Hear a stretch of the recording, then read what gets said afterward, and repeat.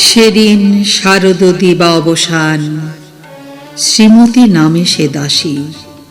পুণ্য শীতল সলিলে নাহিয়া, পুষ্প প্রদীপ থালায় বাহিয়া, রাজমহিষীর চরণে চাহিয়া নীরবে দাঁড়ালো আসি। শিহরি সভয়ে মহিষী কহিলা, এ কথা নাহি কি মনে? অজাতশত্রু করেছে রটনা, স্তূপে যে করিবে অর্ঘ্য রচনা, শূলের উপরে মরিবে সে জনা, অথবা নির্বাসনে।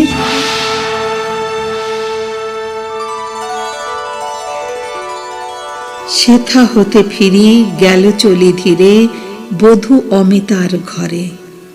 সম্মুখে রাখিয়া স্বর্ণ মুকুর, বাঁধিতে ছিল সে দীর্ঘ চিকুর, আঁকিতে ছিল সে যত্নে সিঁদুর, সীমন্ত সীমা পরে। শ্রীমতী দেহেরি বাঁকি গেল রেখা, কাঁপি গেল তার হাত, কহিল, অবোধ কি সাহস বলে এনেছিস পূজা, এখনই যা চলে, কে কোথা দেখিবে, ঘটিবে তাহলে বিষম বিপদ পাত।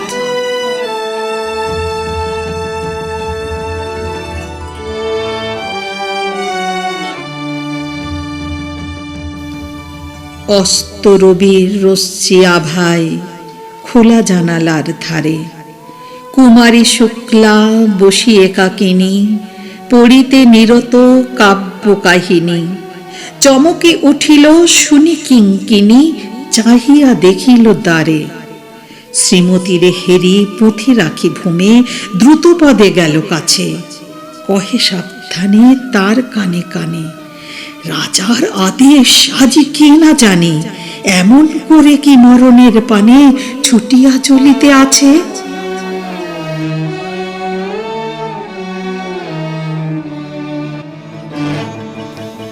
দ্বার হতে দ্বারে ফিরিল শ্রীমতী, লইয়া অর্ঘ্য থালি।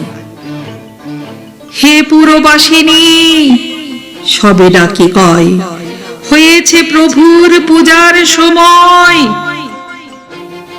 শুনি ঘরে ঘরে কেহ পায় ভয়, কেহ দেয় তারে গালি। দিবসের শেষ আলোক মিলালো নগর সৌধ পরে, পথ জনহীন আধারে বিলীন, কলকোলাহল হয়ে এলো ক্ষীণ। আরতি ঘণ্টা ধ্বনিল প্রাচীন রাজ দেবালয়ে ঘরে।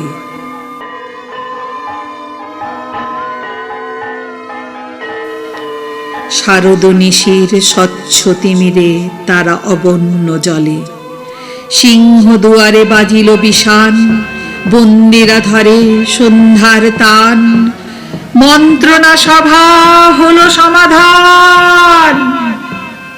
দাড়ি ফুকারিয়া বলে, এমন সময়ে হেরিলা চমকি, প্রাসাদে প্রহরী যত, রাজার বিজন কানন মাঝারে, স্তূপ পদমূলে গহন আধারে, জ্বলিতেছে কেন যেন সারে সারে প্রদীপ মালার মতো।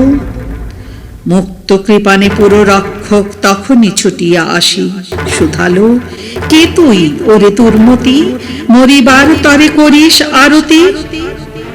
মধুর কণ্ঠে শুনিল, শ্রীমতী আমি বুদ্ধের দাসী।